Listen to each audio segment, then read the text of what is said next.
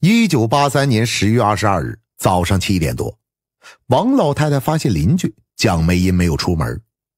70岁高龄的蒋梅英生活很规律，早睡早起，一般6点就起床吃了早饭，大概6点半，她就会喊上邻居王老太太一同去小公园做锻炼，风雨无阻。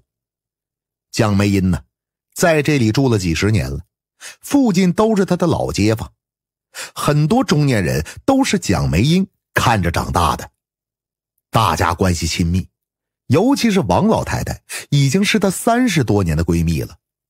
到了7点多钟，蒋梅英好像还是没有起床，这就是很稀奇的事情。王老太太怕蒋梅英生病了，就去敲门询问，没想到门根本就没有关，一推就开了。王老太太伸头一看，却发现蒋梅英躺在一张椅子上，似乎已经起床了。王老太太连续问了几句，对方并没有回答，躺着的姿势看起来很别扭。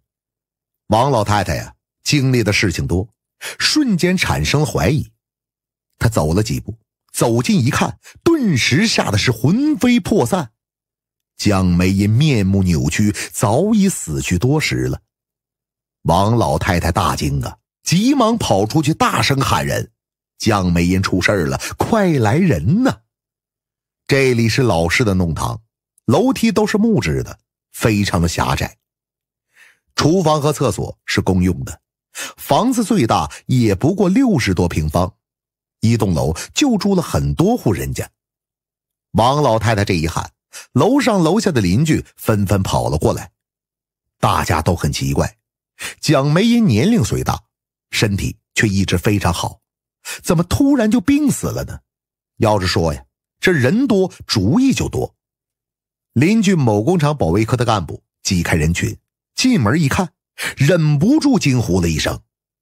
蒋梅英的脖子上有明显的掐痕，舌头突出，双眼睁开，这哪里是病死的，是被人害了呀。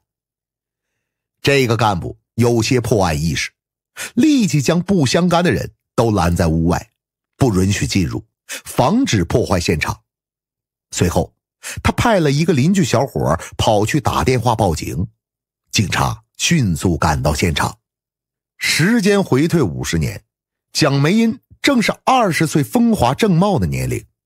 蒋梅英并不是上海人，而是浙江宁波人。他生于1913年，父亲和爷爷都是商人，是一个富商家庭。蒋梅英从小就乖巧听话，长得又漂亮，深受长辈喜爱。父亲呢，常年在上海经商，就将女儿和老婆也接了过去。蒋梅英在上海读书，直到高中毕业。在那个年代，很多城市女孩都是不怎么识字的，上过小学就算很不错了。读过高中的蒋梅英文化程度已经很高了，甚至还懂一些英语。长到了18岁，蒋梅英变成了一个大美女。她从小就是美人坯子，长大更是娇媚丰满，非常有女性的吸引力。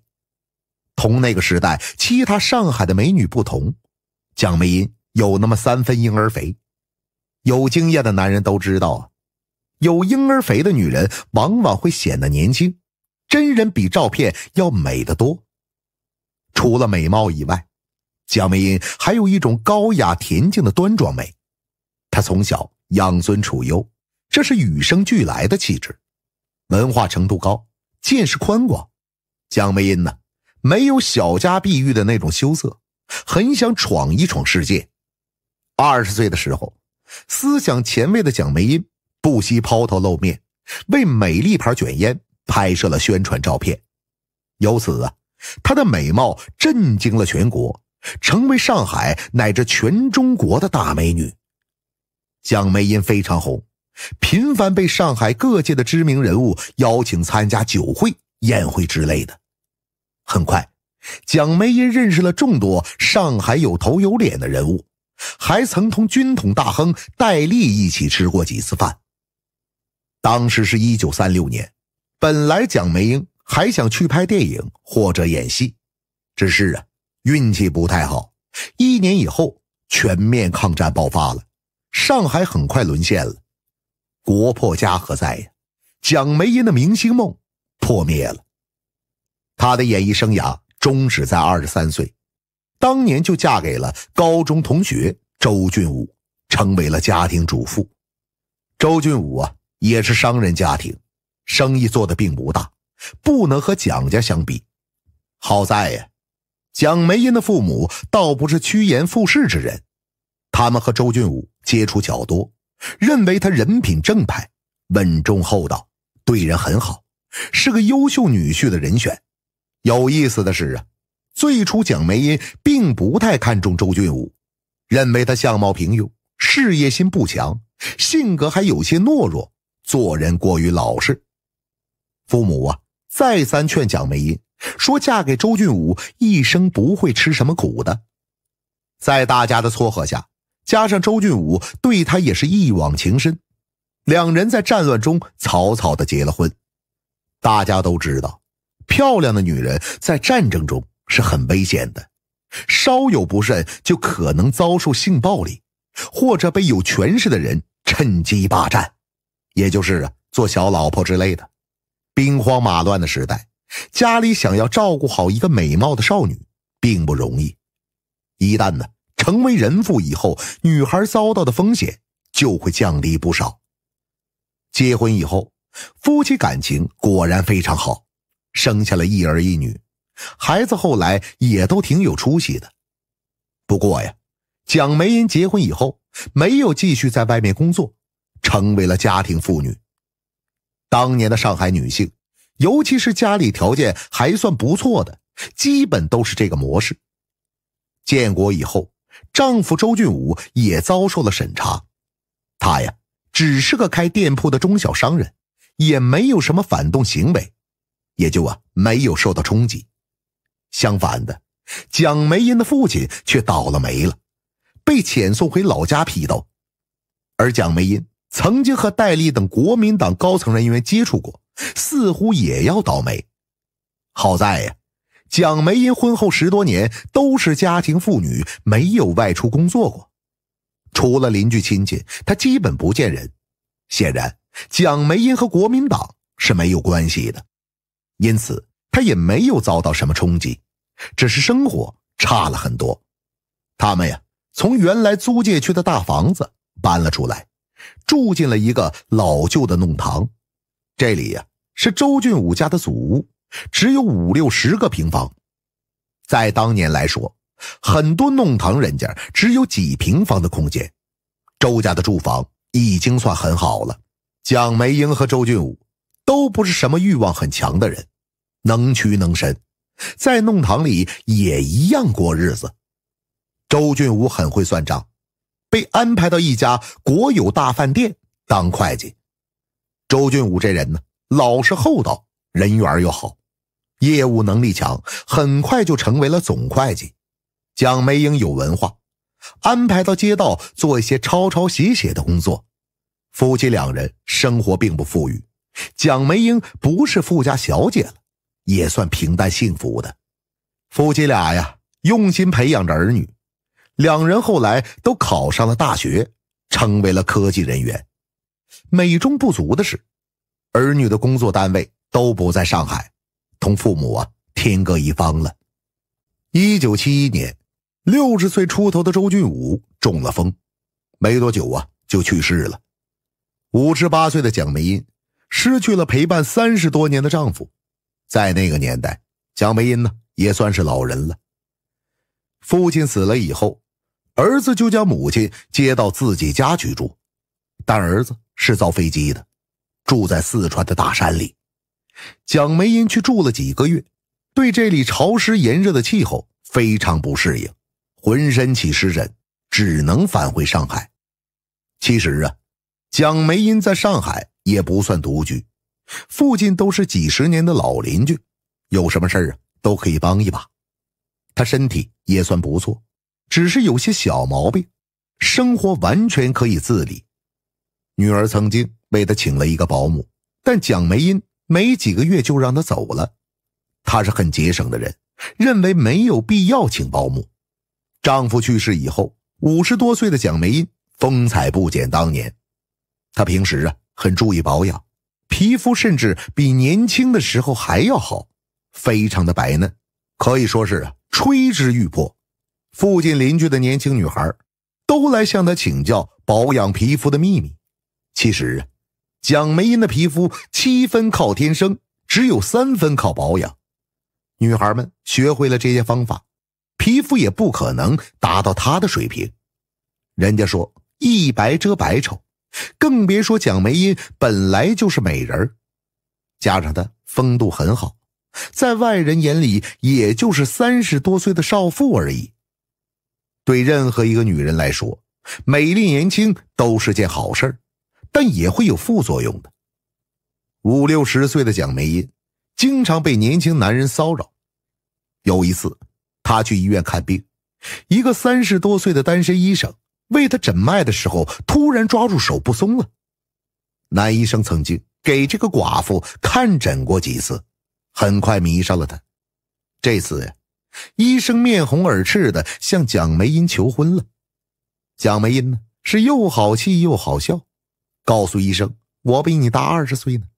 医生根本不相信她已经快到60岁了，认为是用瞎话骗她。无奈之下，蒋梅英给他看了户口本，医生才惊得说不出话来。还有一次，蒋梅英办事回来已经是晚上了。几个16、17岁的小瘪三看她身材婀娜，皮肤姣好，加上天色昏暗，竟然认为她是一个20多岁的少妇。他们拦住她调戏，说什么交个朋友咱们一起去看电影。蒋梅英是哭笑不得，说了一句：你们这都是谁家的孩子呀？我比你们的妈都大呀！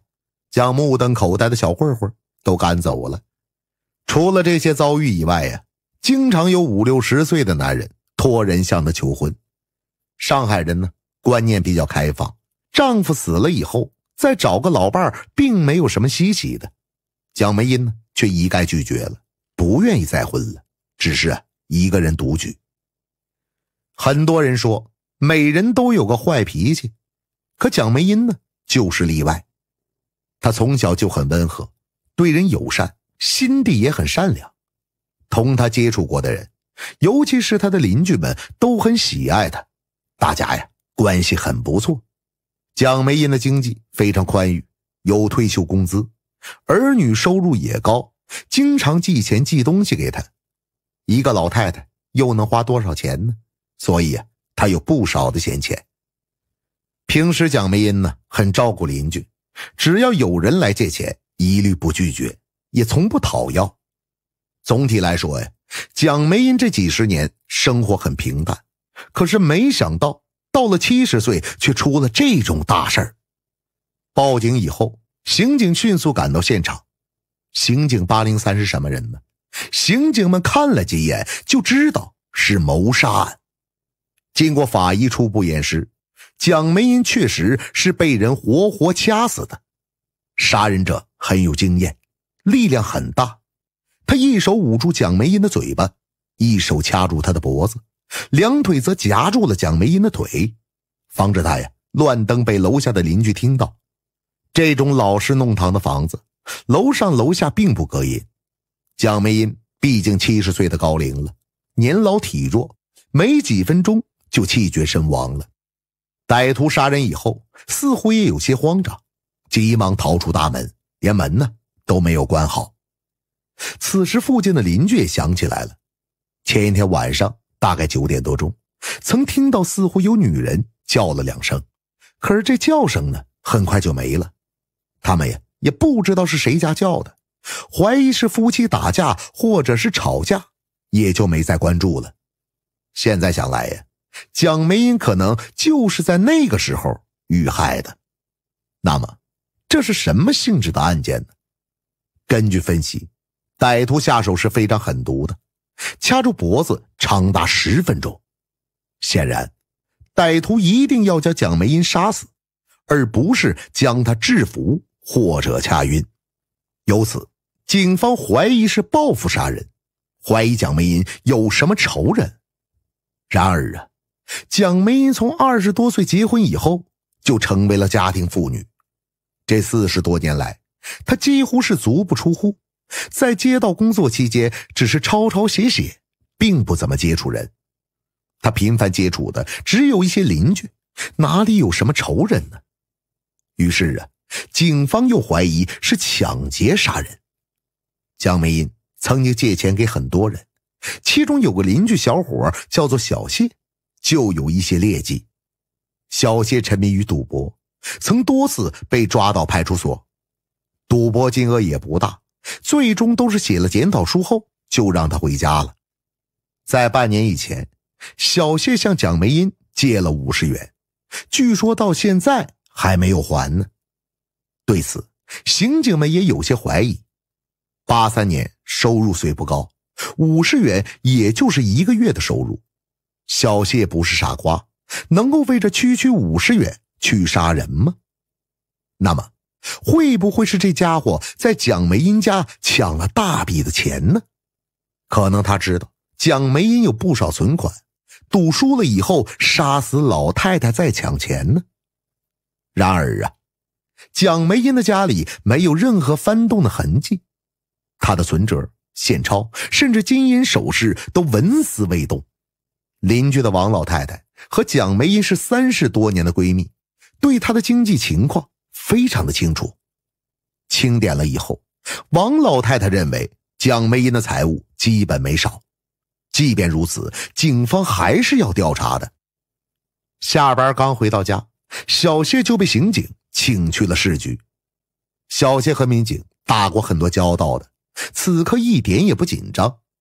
刑警问道：小谢，听说你借了蒋梅英50元钱？民警同志，我先说一句啊，你们要是认为我杀了蒋阿姨的话，就是大错特错了。我就算再杀，也不可能去杀人呢，更别说蒋阿姨了。除非你们想让我背黑锅，不然就别浪费时间审我了。不是说你杀了人，只是找你来配合我们调查。现在出了人命案，被害人又和你有接触，找你来问问情况也是天经地义的，对不对呀？这倒是对，这话也没错。我确实向蒋家阿姨借了50块钱，但3个月前发工资我就已经还了。还钱的时候，邻居王老太太和我女朋友小唐都在，可以证明。我听说你经常赌博呀，最近还赌不赌了？不赌了，我早就不赌了。这还得谢谢蒋阿姨呢。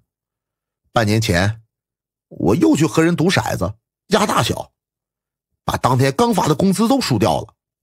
我去找蒋阿姨借钱，过这个月的日子。蒋阿姨劝我，说我才20多岁，这样赌下去怎么办呀？说她活了70岁，接触的赌鬼太多了，没见到一个能通过赌博发财的。说真正赢钱的人，不是老千就是庄家。说我再这样下去，人是要毁掉的，让我好好工作，好好成个家。那蒋梅英说的有道理呀，到底是年龄大，是过来人呐。就是啊，我回家以后，小唐也跑过来大骂了我一顿，闹着要分手。本来我答应发了工资就给他买新衣服的，小唐闹完以后，我自己想想，觉得蒋阿姨说的没错。我这几年赌博，除了把工资输得干干净净，就是被你们抓到局子里写检讨书，屁点好处都没有。我们工厂因为我赌博被抓的事儿，已经让我留厂查看了，再有一次就要开除了。我这样赌下去，钱也没弄到，工作没了，女朋友还要跑了。当时我就决定，以后他妈的再也不赌了。你就真的没有再赌过？真的，这半年我连麻将都不打。大概3个月前，我就把50块钱还给蒋阿姨了，就是这样。哦，对了，蒋阿姨出事那天，我在浦东工厂3班倒，值夜班呢，几十个人都能给我作证。我是第2天中午回来才听到这件事的。不怕你们笑话，我还哭了一场。我从小就和蒋阿姨很亲，她对我也很好，把我当半个儿子看。不知道哪个杀千刀的王八蛋，让他不得好死。刑警随后调查，小谢确实在生产线加班，全车间的人都可以证明他呀没有作案时间。刑警又去向邻居王老太和他的女朋友小唐调查。奇怪的是，小唐颇有些紧张，支支吾吾的证明小谢确实还了钱。小唐的态度很奇怪，让刑警们产生了怀疑。是他帮助小谢撒谎吗？当然不是。邻居王老太也可以证明，小谢确实将50元钱已经还了。那么小唐这么紧张干什么呢？小唐啊，20出头，是个很漂亮的上海女孩，小家碧玉。她的工作不太好，待业了2-3年以后才分配到环卫所上班。她非常不满意，男朋友小谢也是没什么出息的人。小唐自觉工作和感情都不太顺利。可是让刑警奇怪的是，小唐很漂亮，也有别的男人追求她，她却一面骂着，一面还是选择和小谢交往。总感觉呀，这同她的性格不怎么符合。那么小唐会不会和这个案子有关系呢？没有任何关系。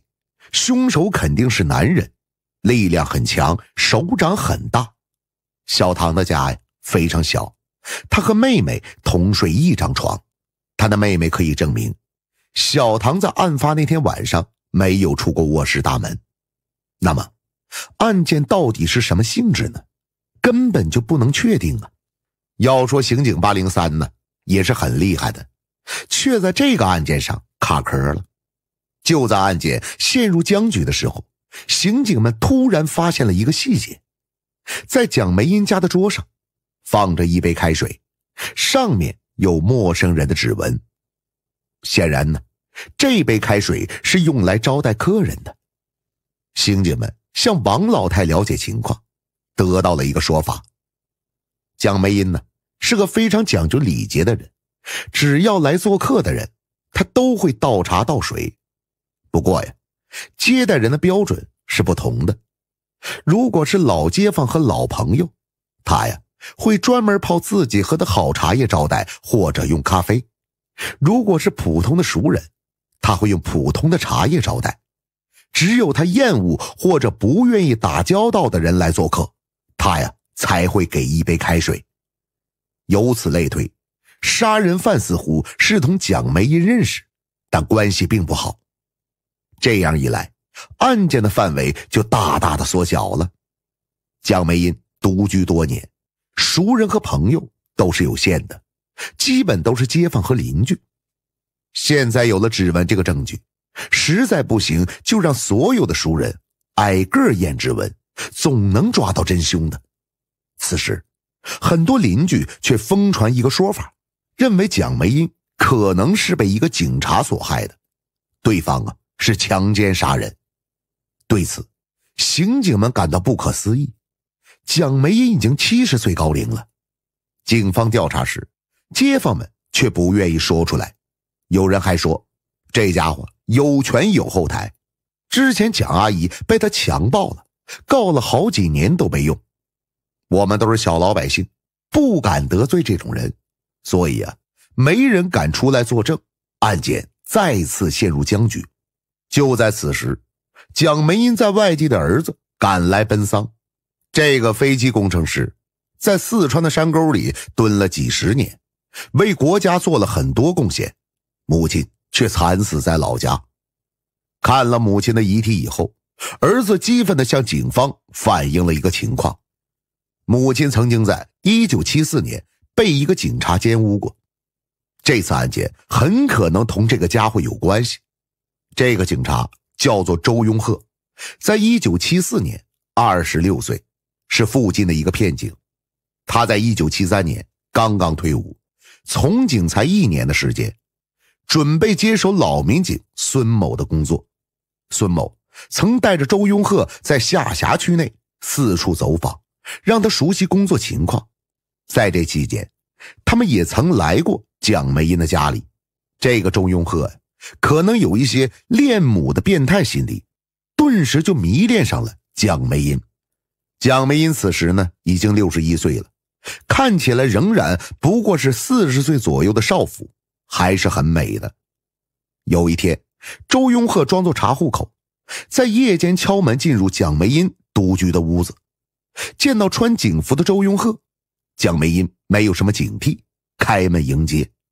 然而周雍鹤此次就不是来干什么好事的，在这期间突然搂抱亲吻蒋梅英。蒋梅英呢是大吃一惊，奋力抵抗，周雍鹤反而感到很兴奋，使用了暴力，强行同蒋梅英发生了性关系。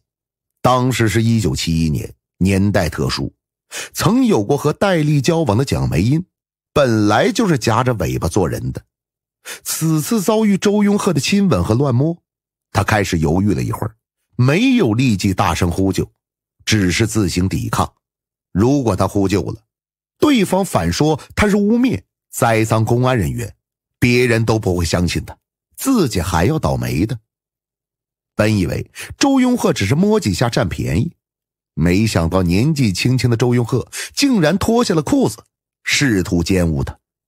蒋梅英呢知道事情不好，才开始大声地呼救起来。他的脖子很快被掐住，叫喊不出来了。周雍鹤呀才20出头，年轻力壮，60多岁的老太太如何是他的对手呢？最终啊惨被他侮辱了。在这时候，周雍鹤对蒋梅英一番恐吓，然后啊扬长而去了。被奸污以后，蒋梅英虽年老，身心也严重的受创。当时是文革时期，他不敢随便去举报，以免被反咬一口。他曾经找到老民警孙某说了这件事儿，然而孙某呢并不相信。周雍鹤是刚复员的军人，此时还没有结婚，平时工作努力，性格开朗，怎么会做奸污老太太的这种下流的事情呢？一个26岁的民警奸污一个61岁的老太太，整个上海当时有几个人会相信呢？在随后长达4年，蒋梅英没有敢去举报，只是向多年的街坊姐妹王老太太等几个人哭诉过这件事情。1978年，他的女儿从外地来探望母亲，才知道这件事儿，顿时啊义愤填膺。时代不同了，文革已经结束了，出身不好的人也可以维护自己的权利了。女儿让母亲一定要举报，并且帮助写好了举报信。于是蒋梅英将举报信交给了某区的公安局，详细诉说了自己被奸污的事情。然而啊，此时的周雍鹤却受到领导的赏识，被调到分局，成为了骨干。收到举报信以后，不知道是根本不相信有这回事儿，还是保护自己人，总之此事儿就不了了之了，没有了下文。在这之后，周雍鹤反而是步步高升，先是成为辖区派出所的副所长，后来又成为了局团委书记。那么这个案子同周雍鹤到底有没有关系呢？就在刑警们走访蒋梅英邻居期间，突然听到激烈吵架和厮打的声音。刑警们急忙赶过去，发现竟然是小谢在打骂女朋友小唐。可是奇怪的是，平时非常厉害的小唐此刻蹲在地上任凭男友打骂，只是低声哭泣。小谢气得发疯啊，一边口不择言的痛骂脏话，一边用力的踢踹小唐。刑警们急忙将两人拉开，询问是怎么回事。小谢气的连话都说不出来了，平静了好一会儿才说：你让他自己说，这种丑事脏事我他妈说不出口。小唐，怎么回事？小谢为什么打你？没什么事儿。小谢忍不住上去又是一脚。你他妈的，你赶快老老实实说出来，让警察把那个混蛋抓起来，不然我他妈先宰了你。刑警们又拉住小谢，不让他打人。这边小唐哭哭啼啼的说了这番话， 2年以前，我中学毕业以后在家里待业，当时小谢整天忙着赌钱，我就自己在街上乱逛，或者在家里看看言情小说。有一天，有个民警到我家来，看我长得漂亮，又只有我一个人在家，就和我攀谈。我闲着无聊，就跟他聊了一会儿。后来他专门找没人的时候来，送给我一些小东西，还说要帮我介绍好工作，说话也不清不楚起来，还摸手摸脚的。当时我年轻不懂事儿，觉得他这么说话做事儿很刺激，也就没拒绝。结果有一天他又来了，说已经帮我找了关系，可以将我介绍到政府机关工作，待遇高，工作轻松。不过他也不能白帮忙，随后他就来摸我。我知道他有老婆孩子的，但实在想要这个工作，半推半就的就和他做了那种事儿。当时我是第一次，之前和小谢谈了好几年都没这么过。随后他又偷偷跑来，半强迫的和我做了3、4次。我是不愿意的，觉得一次就已经便宜他了，他就用暴力硬压着我，我也不敢喊救命，等于是被他强奸了。那这个民警是谁呀？就是周永鹤，他这个骗子，这次根本就是骗奸了我。哦，那他是怎么骗你的？没想到他给我介绍的政府机关竟然是环卫所，安排我去扫地。我气得要命，去质问他，他就露出一副凶相，威胁我不要瞎闹，也不许乱说，要不然有我好看的。我就害怕了，不敢再去找他。我很后悔，觉得被他骗了，又觉得对不起小谢。小谢虽然好赌，对我还是很不错的，所以我一直没和他分手。我和周永鹤这个禽兽有1年多没见面了。蒋阿姨遇害前几天，他突然又来我家里找我。他找你干什么呀？他恐吓我说不要和任何人说这件事儿。他现在已经是干部了，权力比以前还大，随时可以整死我。如果我老老实实的，他将来还会给我些好处。我觉得又害怕又奇怪，怎么这么久没见面，突然又跑来恐吓我呢？后来我听一个街坊说，83年全国严打开始了，对于公安内部的坏分子也开始整顿了。这家伙应该是害怕了。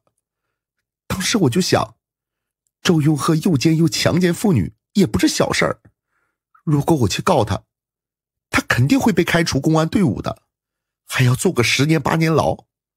况且他糟蹋的女孩肯定不止我一个，大家都检举他，他估计都要枪毙的。但我还是不敢，也要些面子。万一我男朋友小谢知道这件事儿，肯定会打我的。那你为什么突然又和小谢说了呢？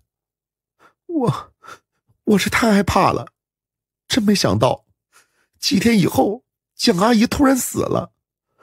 我之前模模糊糊听说周永鹤也非礼过蒋阿姨，当时我就想，肯定是周永鹤杀人灭口，说不定还要杀我呢。我害怕的要命，就把这事儿告诉小谢了，没想到他就重重打了我一顿。通过小唐的介绍，周永鹤涉嫌强奸的女人还不止一个。在蒋梅英被害以前，周永鹤还曾上门恐吓过受害者，不能排除他也去恐吓蒋梅英，进而杀人。周永鹤是民警，搞到他的指纹并不困难。经过指纹对比，证明案发当晚玻璃杯上的指纹就是周永鹤的。由此周永鹤有重大的作案嫌疑。必须立即抓捕。而周庸鹤呢也很心虚，刑警刚刚找他了解情况，他就主动交代了诱奸2个女孩的事情，其中就包括了小唐。刑警们刚刚提到蒋梅英，周庸鹤立即高度紧张，不等询问就主动说不认识。在这一系列的证据面前，周庸鹤最终还是承认杀人的事实。同时他还交代了在从警的10年以内曾用暴力强奸过辖区另外的3名妇女。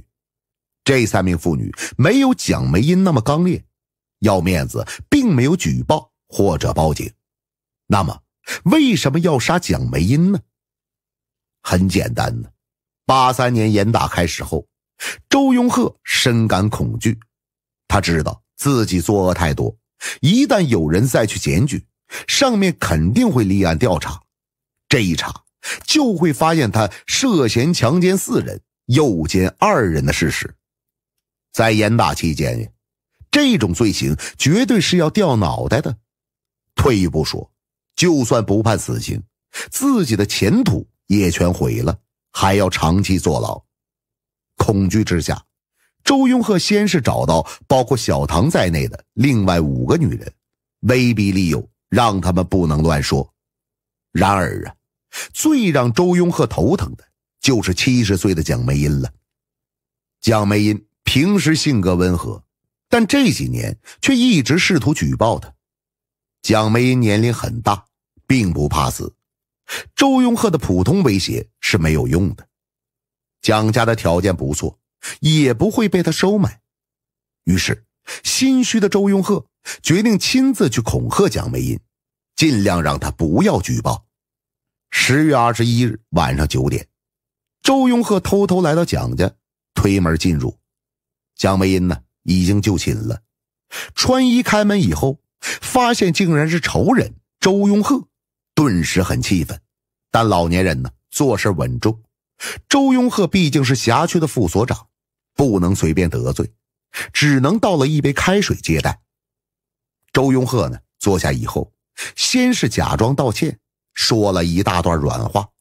他说呀，自己年轻的时候糊涂冲动，做了错事，现在呀非常非常的后悔，希望能够原谅他。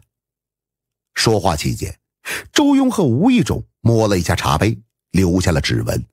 随后话锋一转，他开始恐吓不得说出之前的事情，不然呢就对他不客气。可是谁知道啊，这段话却勾起了蒋梅英那段悲惨的回忆。蒋梅英这辈子老实善良，对人和善，乐于助人，到老了竟然被这么个人面兽心的家伙奸污了。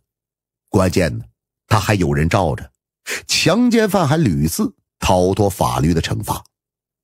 蒋梅英开始说自己不会追究，周庸鹤听出他只是敷衍，决定加大恐吓力度，唯恐被邻居听到。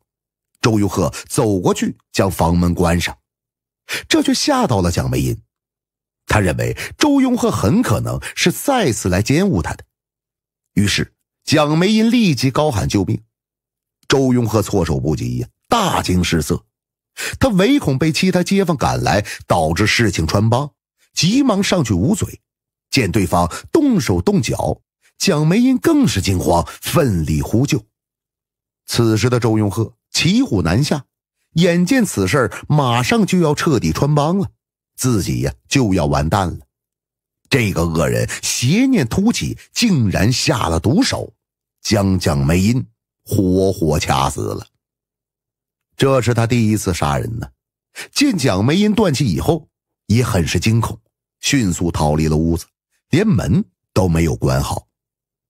回到家以后，周庸鹤突然想起自己曾经摸过茶杯，留下了指纹。此时啊，他无论如何也不敢再回到现场，只能听天由命了。随后蒋梅英的儿子举报，小唐举报，王老太举报。更关键的是，周庸鹤被捕以后，多名女孩也承认曾经被他强奸或者利用权力诱奸。这事儿啊瞒不住了。1983年，周庸鹤因故意杀人被执行了枪决。上海滩第一美女80年代遇害案全文完。感谢您的收听，谢谢大家。